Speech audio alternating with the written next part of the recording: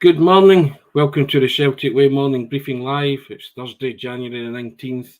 I'm Tony Haggerty at a Haggerty10 Twitter handle. You know that. And I'm joined today, three amigos reassembled again. I'm joined by Sean Martin at Sean Martin TCW and Aidan Macdonald at Aidan C. Macdonald. Good morning, gentlemen. How are we? Not bad, Tony. Aye, yourself? I've felt better, but hey, I thought I'd woken up an episode of Fargo when I looked out the window this morning. Yes, very much so. Let's just say winter has arrived. Aidan, all good and well? Yeah, good. Just the same way I am. It's absolutely freezing outside, but we move on. No worries. Okie dokie. As we do every day, I've just direct you to the bottom of your screen there and the ticker tape running along, and we've got a new offer. And I'll hand it over to Sean to tell us all about the new offer. Sean, yeah? Aye, it's not strictly speaking a new offer. It's the same offer, but it's just, I did say we would discuss this because it was getting quite popular. I'm pleased to say Frankie's design has been so popular that she's decided she's going to do more for us. So remember, we're the only place you can get it. So if you like it, you fancy one of them, the Carl McGregor A3 prints in that image there, then get subscribing. Yes, and you subscribe to the Celtic Way website. It costs you £1 for 4 months. That gives you unlimited access to everything that we write on the website. And all new subscribers get a free A3 Callum McGregor print by popular artists made by Frankie. And all you do, click a button, www.celticway.co.uk/subscribe. That's www.celticway.co.uk/subscribe. And we have a new sponsor, Sean, don't we? Certainly do. And we are the Celtic Way Morning Briefing is now sponsored by SENECA Medical Group, and SENECA are the #1 hair transplant company in Europe, and they offer innovative hair restoration treatments. And you can find out more about SENECA via the links in the description of the video. And we say thank you to SENECA for their sponsorship of the Celtic Way Morning Briefing. Now, gentlemen, Sean, big up to you. 4-0, you said? Yes, yep. I told you third time lucky. I had to keep saying it until it worked. There's a James Forrest goal away from getting my prediction right. Yep. But myself and Aidan were talking off air just before you come on, but just genuinely impressed by the calibre of performance last night. Both the team and some individuals as well, which we'll get to. But first and foremost, clinical professional job from Celtic, I thought, last night. And they atoned, Sean, for that defeat in Paisley in September, and atoned big style. Morning trips, how we doing? Everybody's happy. Oh, wonderful Thursday. I think we're all having after last night. But Sean, 4-0, could have been more. And one of those nights where even VAR, Celtic got the benefit of every VAR decision, bar one. Can't ask for more than that. Bar two, but we'll come to that in a minute. We'll come to that in a minute. Okay. It was a pleasing one. Clinical, you said there. That's the word I've got jotted down as well. Some really good goals in there, and for all the rotation that was made, because let's not go on about the predicted 11s, but I was very much wrong with that one. I think it was 7 out of 11. For all the rotation, a clear Ange Postecoglou performance in many ways. So, pleasing is the word that I'd use. Still 9 points clear, without really being made to sweat. That offside disallowed goal for St Mirren aside. It looked like for a bit down in Ayrshire that it was going to extend beyond the 9. For a wee bit, Aidan was getting a bit excited in the group chat. Bit of premature excitement. But Rangers managed to squeeze past another opponent in the end. But nonetheless, as we keep saying week on week, it doesn't really matter what they're doing if Celtic are playing and getting results as they did last night. The impetuosity of youth, Aidan, that's what I'll put it down to. Getting excited there. Yes, you can only affect what you can affect. And Celtic won 4-0, goals by Abada, a double by Kyogo Furuhashi, and a bit of a swaz shot from David Turnbull when he came on for his wee cameo. Tremendous goal as well. But you were saying, we were speaking off here, but the goals were high calibre, weren't they, Aidan? You seem to think so, especially that second goal, Hatate's feed to Kyogo Furuhashi in the finish. That, I use this term, but I think that's a world-class finish. It's absolutely brilliant. Yeah, everything about that goal, to be honest, is world class. A superb pass and an unreal finish. Sort of the ability that Kyogo had to just chip the keeper from there was sensational. It was one of those ones when the ball was in there, you did think, was it just going to go over the bar? But it just sort of fell underneath it, which was even more satisfying. But overall, a really good performance from Celtic, really dominant. They could have had more goals, but there was nothing but positives to take from that game. I was really impressed with a lot of players. I'm sure we'll go on to speak about Kobayashi, etc. But yeah, overall good performance, Tony. I was more than happy with it. Yeah, Tony, Michael Ross coming in. Sorry, just talking about your swaz with the Turnbull goal. Michael Ross said it was great to see a goal coming from outside the box. That's something a lot of people have been saying this season, but it is the 10th in the league that they've scored from outside the box. It's important to point that out. It's not that they never take them. Obviously, ideally, as Postecoglou's system, if it's working, will get you close, central, quite relatively easy opportunity, high quality opportunities in the box, but they're not averse to taking some shots outside the box, and obviously Turnbull in particular loves to do that. But it is the 10th that they've scored in the league this season, which I think is a decent return for a team that doesn't really concentrate on that. That's a pretty good start this one. But I tell you what didn't surprise me, the fact that Turnbull shot went in the net, and just the technique he had. We've spoken about him before, and he said very limited game time, Sean. But we've posed the question about should he get more game time, and you leave that up to the manager. But I mean, it was a wee reminder last night of what he was capable of. But I just wish he'd have told his face that he'd scored. You know? Eventually, I must admit, I did see that as well. Eventually, he did smile. But at first, it was just I didn't know if he was trying to pull the Cantona, like too cool to celebrate this, that kind of thing. But eventually, he did smile. Because I know Peter Grant in the CoCom said, you should smile when you score at Celtic Park. That kind of thing, especially a goal like that. And he also mentioned that he'd scored a few against St Mirren as well. That seems to be his lucky team, David Turnbull, for Celtic against St Mirren. Aye. I did. You're talking about the co-coms. I did when I was watching the game back. It was obviously Peter Grant instead of Tom Boyd, but I felt for Tom Boyd. The game that he misses is the game that the VAR decisions all worked out for Celtic, apart from the two that we'll come to. And speaking of Tom Boyd, he's actually in the Arctic, isn't he? He's doing the Arctic trek with some for the aid of the Foundation. Yes, with a pal of mine actually. Yes, Stephen McGee, who's a very good friend of mine from East Kilbride, who never actually told me until he texted me the other night and said, "Can you give us a mention on the pod? I'm going on this trek." I said, "Well, that's funnily enough, because there'll be an interview with one of the personnel that's going on the Arctic trek, Jane Maguire, who's raising funds for the Celtic Foundation. So keep your eye out for that, guys. Coming up, worthwhile cause." So Tom Boyd's over in Rovaniemi in Finland, 3-day Arctic trek, raising money for the Celtic Foundation and all the good causes there. So I think there's 16 of them. So big up to them and well done to them. And look out for that article coming up on the website in the future. But yes, Jerry McCann, I agree with that. I thought the second goal was a thing of beauty. That's the words I used, Aidan, wasn't it? When we came on, I said it was a thing of beauty. But I just thought everything about Celtic last night was great. Very slick. I think everybody, as you said, Sean, the rotation, even for the rotation, the performance was of high calibre.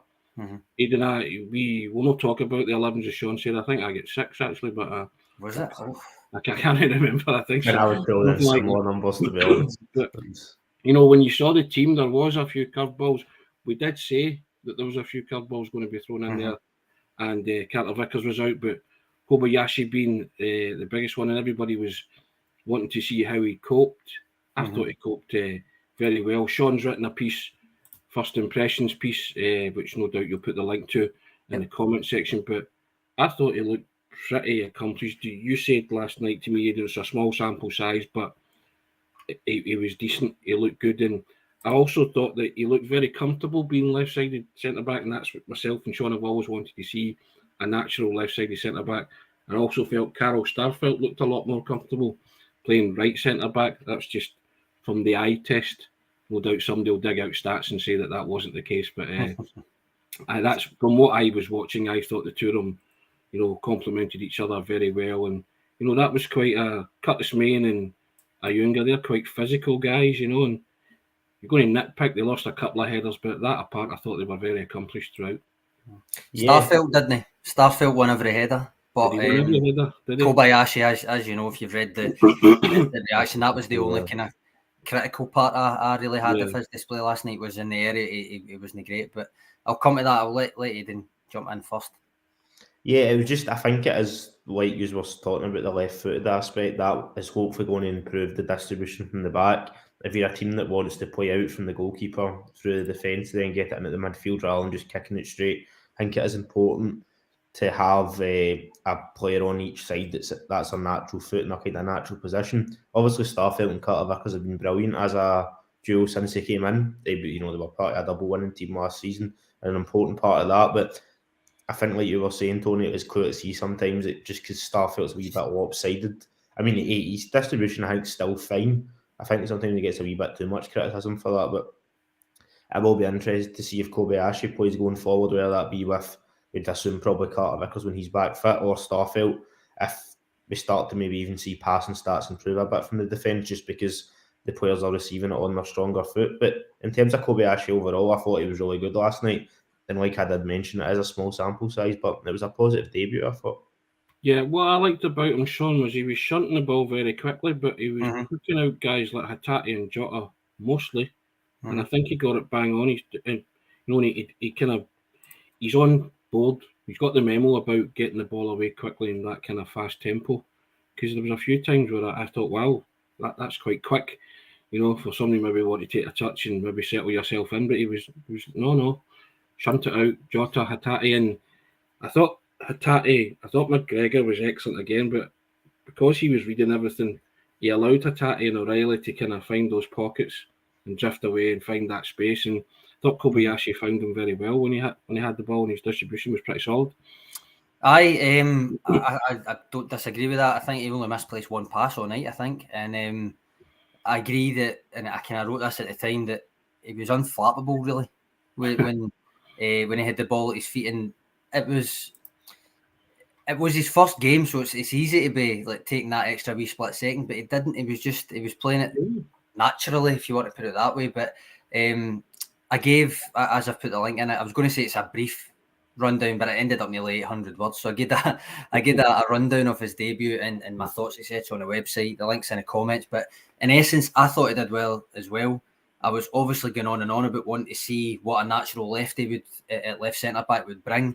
And while I kind of got to see it, I also didn't, because one, while he was at left centre back, you had right-footed right back Josip Juranovic at left back, so that wasn't ideal. And then two, ideally, I'd have seen him next to Cameron Carter-Vickers, because that is who's going to be playing right centre back. Even though I agree, Carl Starfelt did all right, I did well. I've kind of mentioned it already, but aerially, I don't think he was great. He won like 2 out of 8, and I thought Curtis Main had the beating of him in that regard. But overall, as you'll know if you've read the piece on the site, I thought he did well. Thought, as I said, he was unflappable on the ball. Composed is what the buzz was going to be for him last night. I think everybody's going to say, he was composed. And I don't disagree with it. I think he was. He also, to his credit, didn't let that disallowed St Mirren goal get to him at all, because both him and Juranovic, I wouldn't say they were sleeping, but they certainly didn't notice, despite the fact that Kobayashi had checked where Curtis Main was just before the ball got lobbed back in. He still didn't react to the fact that he saw where he was. I think he thought Juranovic had him. Juranovic looked at him.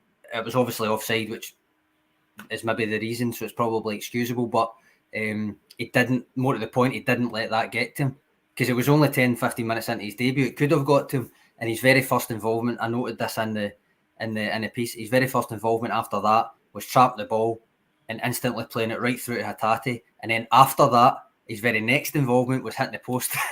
So I thought he did well. Yeah, I also thought that, he didn't let that get to him, and he could have, as you say, but I guess it's a lesson learned. That'll not happen again.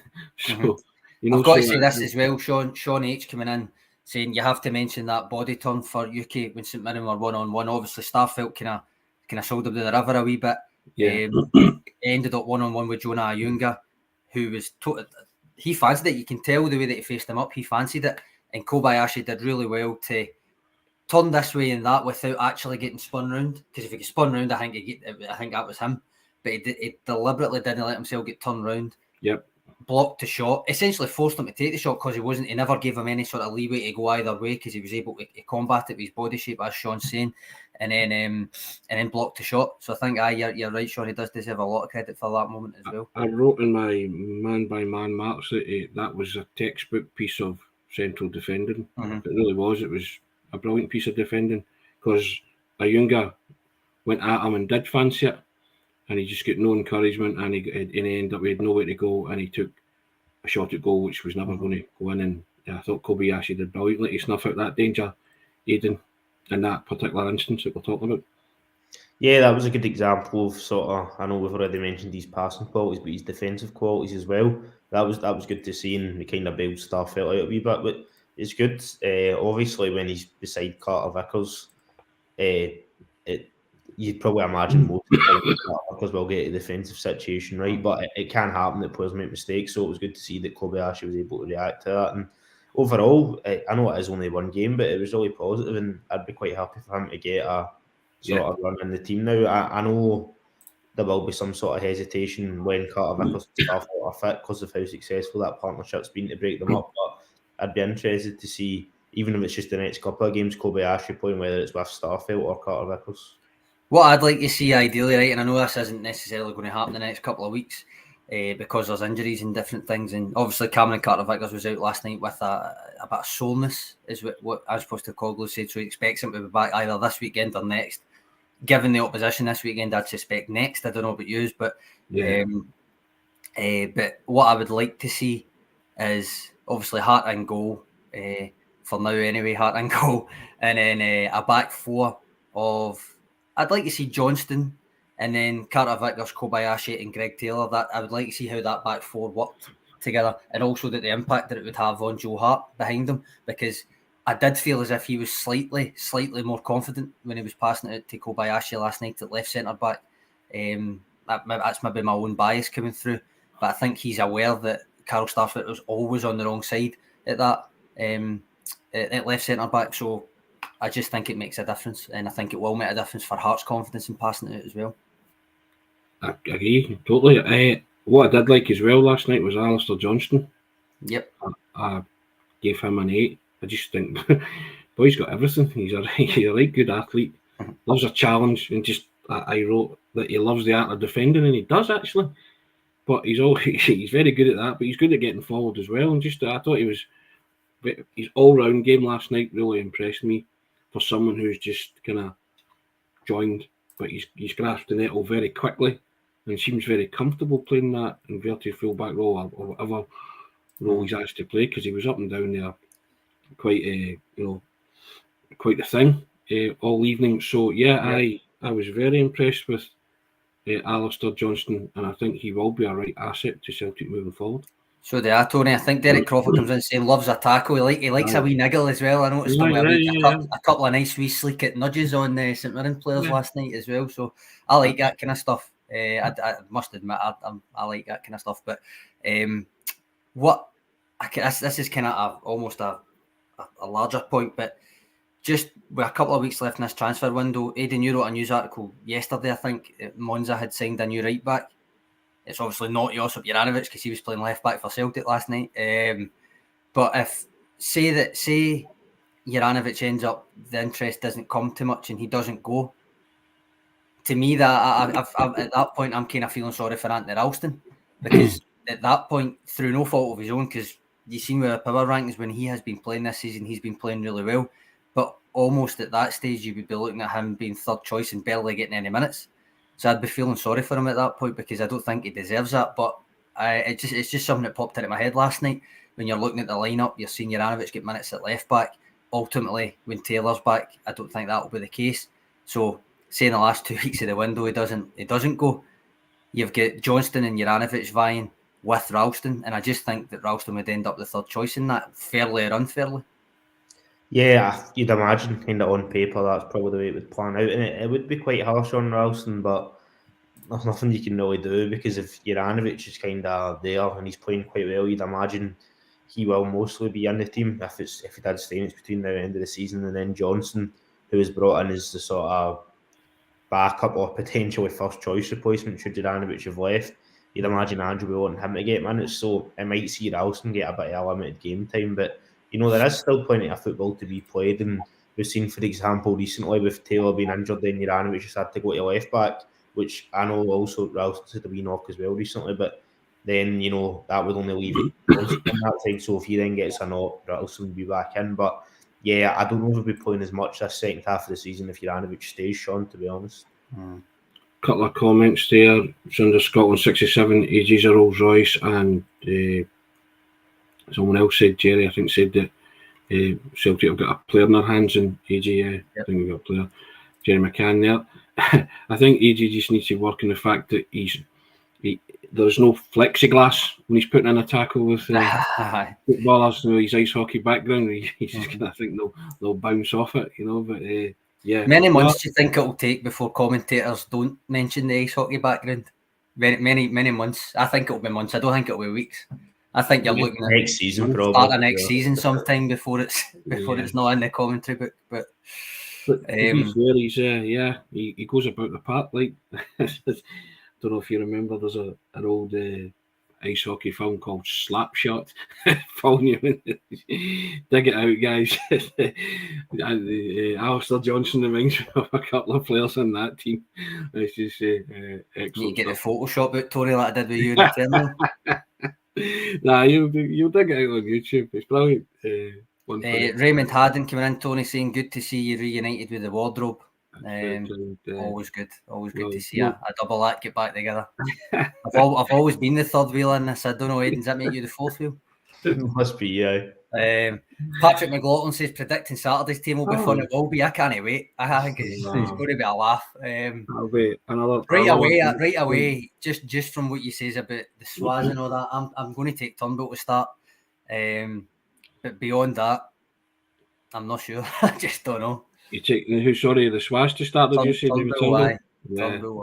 Turnbull and 10 others, is that what you're saying? Turnbull and 10 others, I don't know. I'm not sure. I'm intrigued to know what's happening with Seagrass because he wasn't on the bench again and he's not really mentioned him. I don't think anybody's asked either. Yeah, very true. Maybe. Well, he was injured, wasn't he? So we don't know the extent of it. But like you notice when he gives a squad update, he doesn't really mention Seagrass still out or Seagrass unavailable or whatever. He's just not in the squads again. He's been in the squads. Derek Crawford coming in and saying Tamuki to start on Saturday. Tamuki. Saturday. Potentially. He mentioned him last night, saying that it was slightly different in terms of or something possibly. Yeah, so I mean, he still could. You never know where the eyes supposed to call goes, so he might. Anything else catch your eye, Aidan? Any other performers? Kyogo, Jota, in the midfield, Hatate and O'Reilly. I actually thought O'Reilly played pretty well last night myself as well. Yeah, O'Reilly was probably the only one I was going to touch on. Obviously, he's had a kind of couple of games out of the team after playing, I think it was 18 in a row, finishing up with the game at Ibrox, then Aaron Moyd been in for a couple of games. So I thought O'Reilly was pretty good yesterday and just shows how much competition there is in the middle of the park, even before you potentially add a Watan, which would then allow McGregor to move forward potentially. So yeah, there's a lot of depth in there, which is good because there's plenty of football to be played. It'll be interesting to see who Andy goes with at the weekend. Does he go back to Moy or does he give O'Reilly another game? It'll be interesting in the middle of the park. And like you're saying, I'm sure it'll be some laugh trying to predict the team. Hazel just coming in saying what's happened to Seagrass, not mentioned as injured. Any idea? There's a few comments saying he's still injured, but there's been nothing actually to confirm that in the last few weeks. He's just not been mentioned. I mean, it very well might be. I'd imagine that is what it is, but it's not actually been confirmed. It doesn't mention him. He's a forgotten man almost. Sean, what struck me last night as well, and Peter Grant mentioned it in the commentary, and I mentioned it in the man-by-man ratings, that I just thought Kyogo's movement last night was something else. And his finishing was top drawer, but he's just his general movement. How can you mark that? And when you've got guys like Hatate and O'Reilly and Jota that can pick him out, you've got a potent and deadly weapon there. Yeah. And just he's got an uncanny knack of just knowing where to be, hasn't he? And he needs those players to tune into that and switch onto it. And last night they were all doing it, even Kobayashi as well at times. So I think Ange Postecoglou said he was on fire, didn't he? Furuhashi, and I gave him a 9 last night, and I gave him a 9 not just for his 2 goals. His second goal was the lob was absolutely sublime, but just I gave him a 9 because of his all-round striker play. I just thought it was textbook. Any striker watching that, that's a case study. I've said it before. Just watch him. It's just all the things he does off the ball. It's incredible, and he never gave that defence a moment's peace last night, and got picked out by a lot of ball, and Celtic got a lot of joy through the fact that he was just switched on and thinking very quickly. Aye, I think as Postecoglou said after he's been on fire for a while, but to him it's the combination of the movement and the quality finishing. Now you could argue that the quality finish isn't always there, but it's been lately, and that's 17 for the season. Can't complain. You cannot complain with that. I'm going to put Derek Crawford saying Joe Hart deserves a mention for keeping concentration and a clean sheet, lads. Agreed. I think, Tony, you gave him quite a high mark because he did pull off a few saves as well. It wasn't just one of those games where you keep concentration and you've got nothing to do and it's a clean sheet. He actively pulled off a few saves. Two cracking saves, one from Ayunga and one from Gogic to preserve the clean sheet as well. And then obviously there was a Gallagher header that hit the bar, which I think at one point people thought he actually got a hand to, but I think he had that covered, despite the fact it crashed off the bar. He would have got to it had it been lower, because he was in the vicinity of it. His hand was there. So, I thought he did well last night. He did keep his concentration, and he's made a kind of valid contribution the past couple of games, Joe Hart. The Kilmarnock semi-final as well. And, and I think Ange touched on it on Saturday as well, when he said he's not been asked to a lot recently. But, top draw saves, I thought last night. That was again, which is why I justifiably gave him a high mark. So I know you're kind of one of your bugbears, Joe Hart. Why? Last night I can't disagree with it. Last night I can't disagree with it. There is plenty of games where, let's face it, he does nothing because he's got nothing to do. And I know your kind of viewpoint is, well, he's still kept his clean sheet, he's still been there, blah blah blah. My viewpoint is he's not done anything to move above the 6 rather than anything else, that kind of thing. But last night, he not only kept the clean sheet, he actively kept it. Do you know what I mean? He actually actively saved a few. Gogic in particular, I think two of the 3 saves were Gogic attempts. So he'll be annoyed. He'll have Joe Hart up in his dartboard at home, no doubt. But right, what's that? 27 minutes. Officials incidents. It's not going to be as bad as what it usually is, to be honest. But I still think there's one in particular to me. I tweeted at half time, 40 seconds in, less than 40 seconds in actually. And to me, the fact that it's your first decision of the game essentially, and it's so early in the game, shouldn't make a difference. To me, that was a penalty. For me, in full flow, it looked one. Watching it back, it still looks like one. VAR is meant to automatically check penalty area incidents, so presumably it was checked, deemed not a clear and obvious error, and therefore it wasn't flagged to the ref. That's what my presumption is. I disagree. I think it meets the holding an opponent or impeding an opponent with contact parts of the IFAB rules, meaning it would be a yellow card and a penalty. Others might see it differently, might see it as soft, etc. But for me, 40 seconds in or not, that it's irrelevant, because that was a penalty, I think, on Abada. Aidan, it's a stone waller. It's a clear tug, and it's something that should be looked at, which is why VAR was brought in to look at these incidents. Yeah, I thought it was a penalty, to be honest, even though it was right at the start, and I was sort of just getting used to just watching the game. It did look like it was a penalty, and I was surprised the referee didn't have a look at it, didn't get checked. Well, obviously get checked. I'm surprised, the game wasn't stopped for an official check. But yeah, that was a bit of a frustrating decision. And when you seen it back at half time, when Sean was talking about with the article he did up, it did also look like a penalty as well. So yeah, that was a bit disappointing, but obviously it didn't affect the game. But as we said before, that isn't the point. You should still be trying to get decisions right. Yeah. The thing is, Tony, that's why I'm mentioning the VAR must have checked it. That I know it's a presumption because, again, I'm going back to this idea about them submitting a report or day after and all that. So you don't know unless it's confirmed. But VAR is that is part of the things that VAR is always check. Yeah. Just because it's not put on the screen of the TV doesn't mean it's not been checked. So my presumption is that yes, it was checked. my only conclusion can be that they didn't think it was a clear and obvious error, so it's not been flagged to the ref. I find that hard when it's a penalty error instant that would result in a penalty and stops in a potential chance creation. Maybe not an actual goal scoring opportunity there, but that doesn't even necessarily matter, because when you look at the IFAB things, holding is one, which I think it probably meets, but also impeding with contact is another one. I think it meets either or both of those. So I think by its very nature of it would have been a penalty. Surely that then becomes it was a clear and obvious error then, because it would be a penalty. Yeah. I'm just saying, because some of the comments are saying it wasn't even checked. It would have been checked. It's just it never get put in the screen, and my presumption is they decided it wasn't a clear and obvious error. But obviously I disagree with that. Again, Sean, it's every game we're sort of debating our own knowledge of the rules and what is and what isn't a penalty. Aidan, we are now becoming IFAB experts, because Sean's made us IFAB experts, but we are disputing our own knowledge of the rules, aren't we? Because every game we're having to consult the rule book and say, well, I thought that was what VAR was for, and I thought that was a clear and obvious error, and how's that not a penalty? That's a stone wall penalty for me. That if you're saying says he went to ground a little too easy for him, that's fair enough, but he was impeded, he was tugged.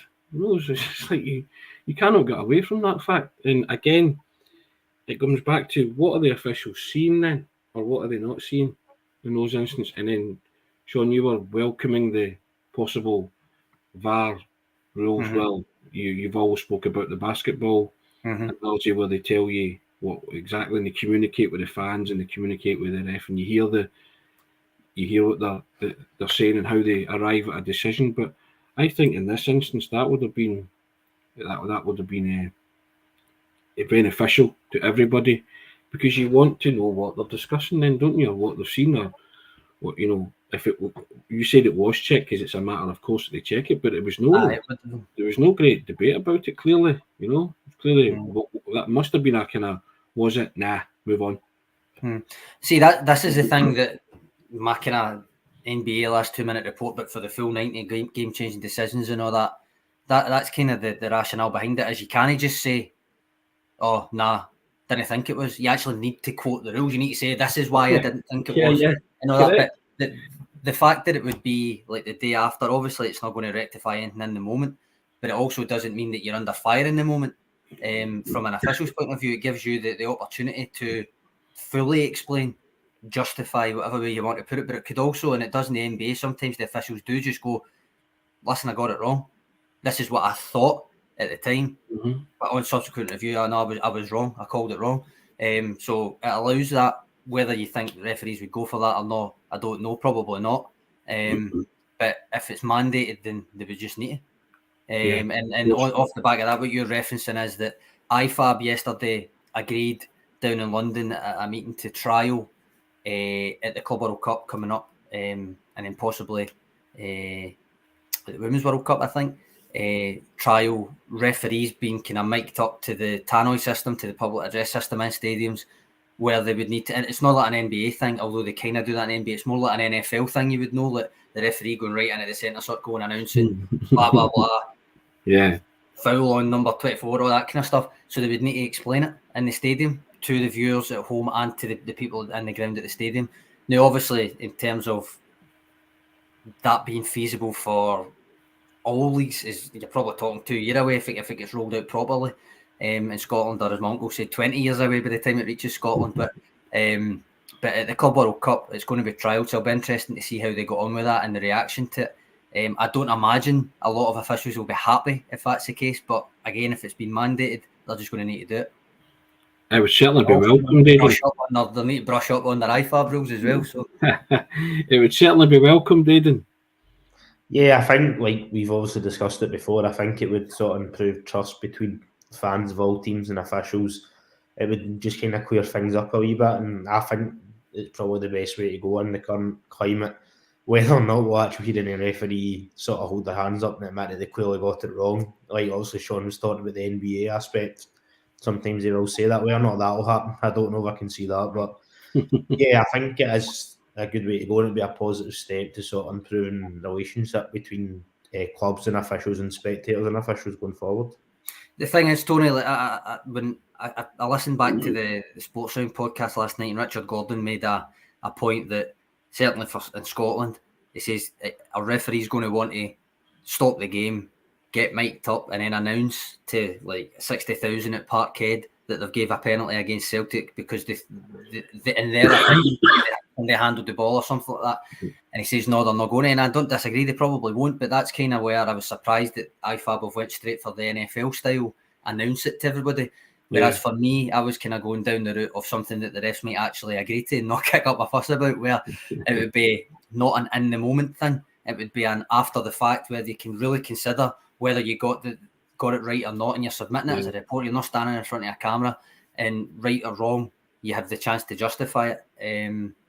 Whether they would go for it or not, I don't know. But they've obviously kind of skipped that and went straight to the no. You're getting mic'd up and you're announcing it to everybody.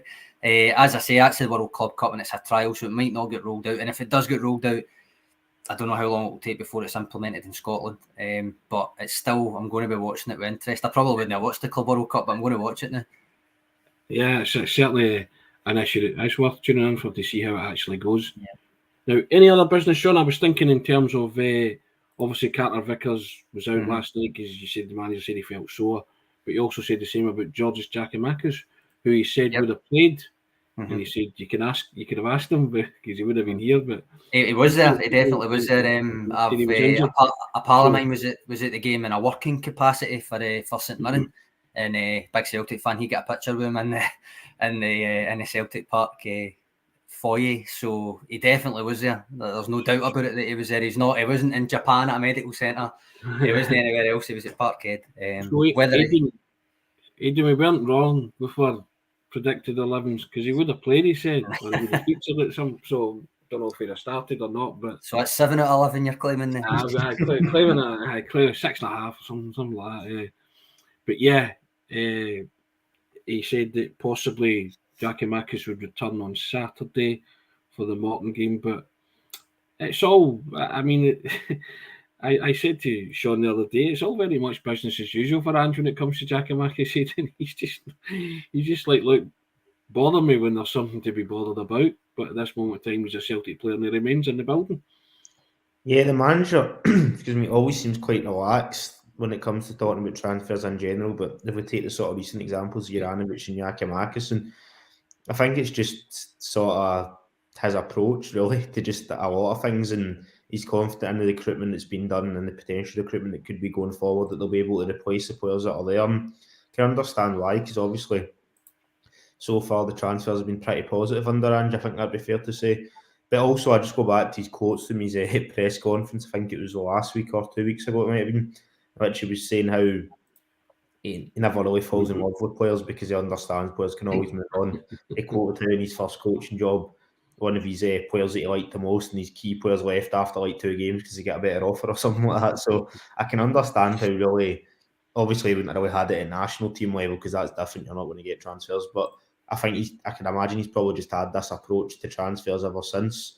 Players might move on, but he's confident in either the squad that's there or the recruitment that can be done to replace them. And yeah, I've not really been surprised with his answers, but the way he was talking the other night, obviously it can be hard to read into managers sometimes, but it does hopefully look like Giakoumakis isn't almost out the door, which I think a lot of us maybe thought when we heard obviously the previous links and then seen the team last night.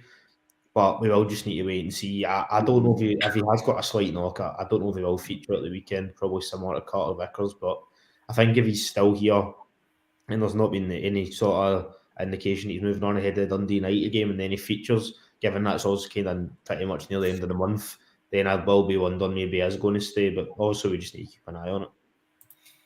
Did you have any, just going back to the VAR and all that again, I know you're going to roll your eyes, but did any of you have any issues with any of the other decisions? Was it just Abada, really?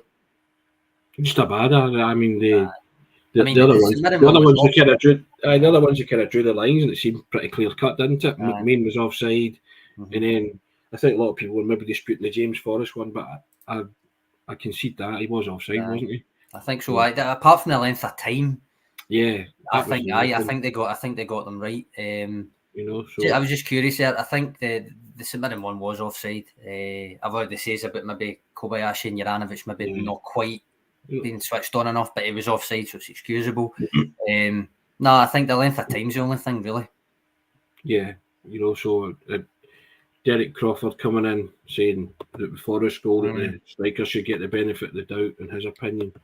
But as you said before we come on, Tony, you've no problem, and you've just conceded there it was offside, but you've no problem with it, especially in an offside when the lines are drawn. Yeah, because the lines are lines. Like if his toes off, he's off, like that kind of thing. Yeah, and if it's clear cut and you see a clear picture, I don't want lines like Fir Park. When they were doing it from Hamilton, you know what I mean? So if you get you can't argue with the technology if you get a clear as day picture telling you you're offside. Nobody's going to argue with that, but that's what you want. You want clear definitives, don't you? You don't want the Tynecastle situation with Abada where it was, a grey area, and then the situation at Motherwell where it wasn't even trained on the incident. Aye, the Motherwell one will go down in infamy. It will. The other ones, I suppose, we are kind of an objective offside like that. He is either in front or he's not, like that kind of thing. That's the other thing. Like Abada against Livingston, where it was like almost a subjective thing. Was he interfering with play? Was he not? That kind of thing is a kind of different thing. Handball obviously seems to cause absolute chaos. But I mean, we've seen down in England last weekend. I don't know if you did see it, but the Marcus Rashford thing, I'm still absolutely baffled. If that was up here, we'd still be talking about it now, because that was an absolute farce, I thought. But but again, I'll go back to what we said to Aidan there.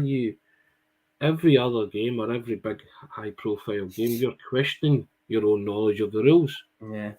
Because that's what they're making you do. You're re-refereeing games and incidents now. And now it's down to referees' interpretations. Pete McGee, VAR is okay regarding offside, but it's ridiculous handballs that will continue to create controversy. And I agree with that. Every other week you're seeing what you think is a handball and a Stonewall penalty, and then, as Anne says, people doing verbal gymnastics to tell you that, explain to you why it's not. And if you're going about your business to try and explain something is not, then it kind of tells you that maybe it is. If you get what I mean, I think that's what Ange was alluding to when he said that. You're going out your way to tell you why, picking on specifically the corner goals and handball wasn't a penalty. People were, twisting them, distorting themselves in all sorts of shapes to say it's not a penalty because. That's Pascal sitting going, well, that kind of maybe tells you that it actually is a penalty, So, and I think that's what's happening now with all these kind of decisions. The Rashford one as well. I mean, how can they turn around and say that he's not interfering with play? Yeah. Well, I mean, seriously, when he kind of lets the ball run on, it stops the defender from going in, and the guy next to him scores. Yeah. They see Gary McDowell's putting this comment on. I can see where he's coming from, but for me, they're not the same. It's just the same in terms of is he offside or is he not? It's a subjective call, but it's not anyway near the same. I don't think Abada was off because I do think the defender made an attempt to play that ball and just mucked it up. The Salah one he's talking about, I can see why it was given. The Rashford one, I just don't think there's any excuse for it because he runs like 20 metres. Materially impacts the way that the keeper's reacting, material impacts the way the Man City defenders acting until the very last minute. Just because he doesn't touch the ball wasn't enough to say it wasn't interfering. We're not here to talk about the Premier League, obviously, but for me, that Rashford one stands alone as an absolute farce of a decision. And if it was up here, genuinely, I do still think we'd be talking about it a week later. I'm going to put this up from Derek. The time it takes never gets added on properly, lads. First half was only 1 minute. Now, I want to bring that up because part of that IFAB meeting that I was talking about, where they were talking about the miking up refs and stuff, on the agenda, that was a countdown clock to replace the referee as the official timekeeper of the game, which is very American, right? Very American. But they never approved that, right? They never approved that. But what they did suggest was that they would prefer the World Cup method that we've just saw in Qatar, where it is an actual real time added on. So rather than just saying, VAR took a minute and a half, I'll add 30 seconds on for that. There was a sub, I'll add 10 seconds on for that. 2 minutes it is for injury time. It will be like 6. It will be like 6 at the end of the first half, that kind of stuff. So they favour that method rather than a countdown clock necessarily. And the other thing was, you see on the news section of our website today, Chris Sutton was not happy with this because IFAB have unable, I think the way they put it was unable to reach a consensus about temporary concussion substitutes, which again I think is shocking. I think that is one of the most straightforward decisions they should be making. So Chris Sutton's obviously a vocal kind of critic of, or vocal exponent of saying this needs to be a thing. He's experienced it firsthand with his dad, or secondhand because of his dad. So he was not happy with that. With IFAB not reaching a consensus to have temporary concussion protocols that included a temporary concussion substitute coming on if a player suspected of having a concussion. I just think that's common sense, Tony. But they've been unable to reach a consensus over it for some reason, and Sutton rightfully calling him out for it. He's actually says players will, because it's obviously the players playing now that will be the long-term victims of this.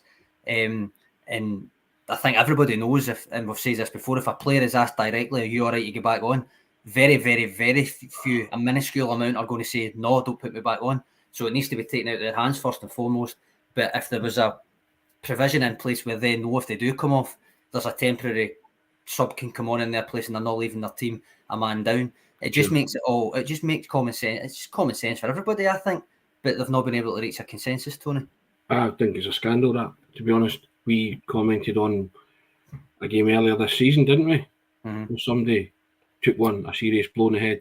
I want to say Hearts, but no, it might not have been. But you know the one we're talking about, and the game should have been stopped immediately, and it wasn't. And you're talking about player safety here.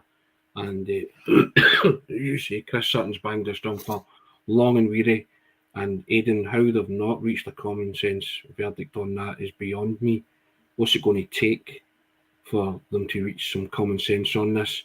You know, players do suffer from concussions. It's part and parcel of football now, but it's part and parcel of football and has been forever. But you have to protect players in these situations, and how they can't allow for a concussion substitute is like Sean says, it's beyond me. I've no idea why they can't reach a consensus on that at all. Yeah, it's bizarre, to be honest. I mean, I can understand other sort of aspects of the rules. Obviously, they're going to have a wee bit more debate about it, such as VAR, referees, the clock, like Sean mentioned, potentially replacing the referee at stages. But this concussion substitutes just seems like such a sort of easy thing for them just to be signing off. I mean, player safety's always got to be the most important thing during games, and the fact that it wasn't a thing a while ago baffles me. I mean, there's been evidence for a while now that the issues that concussions can have in all sports, but if we just even look at football, there's plenty of evidence. Obviously Chris Sutton's the example that we think about in terms of sort of banging the drum on it, but there's plenty that are doing the same, and the fact they've not signed that off is just, I don't know, I think, to be honest, it's just asking for trouble for something to then, hopefully, not to be too morbid, but it's just asking for something that then happens, and you'll be sitting there thinking, well, a concussion substitute had been in play there, that could have maybe prevented the situation from getting worse. Hopefully it doesn't come to that, but yeah, it was a baffling decision, and hopefully something that they'll rectify soon. Yep. Agree with that. That's nearly 50 minutes, chaps. Wonderful stuff. I shall direct everybody to the ticker tape at the bottom. So, join us at the Celtic Way, www.celticway.co.uk/subscribe. You'll get 4 months of access for £1, and any new subscribers will also receive that limited edition bespoke A3 artwork by renowned football artists made by Frankie of Callum McGregor. That's the new offer, guys. www.celticway.co.uk/subscribe. And we also say thank you to our new sponsors, SENECA. And the Celtic Way Morning Briefing is now sponsored by SENECA Medical Group. And SENECA are a #1 hair transplant company in Europe and offer innovative hair restoration treatments. And you can find out more about SENECA via the links in the description of the video. Thanks very much. Guys, that was an enjoyable pod there. You can hear the voices going there a bit croaky, but we'll get there. But yeah, enjoyed that. Thank you for your contribution, Sean. Thanks, Aidan. Cheers. Decent Thursday, guys, after the Wednesday night before. Celtic still 9 points ahead in the Scottish Premiership title race. It's all Scottish Cup, turn my attention to the Scottish Cup on Saturday. Celtic take on Greenock Morton. We'll preview that in full tomorrow. We'll even try and attempt to start an 11, eh? Gentlemen, a lot of fun and lot of joy awaits trying to predict Andy's lineup for that. But thanks, Aidan. Thanks, Sean. Thanks, guys, for all your contributions. Appreciate the comments as well. Take care. See you all again tomorrow. Cheers, guys. Cheers.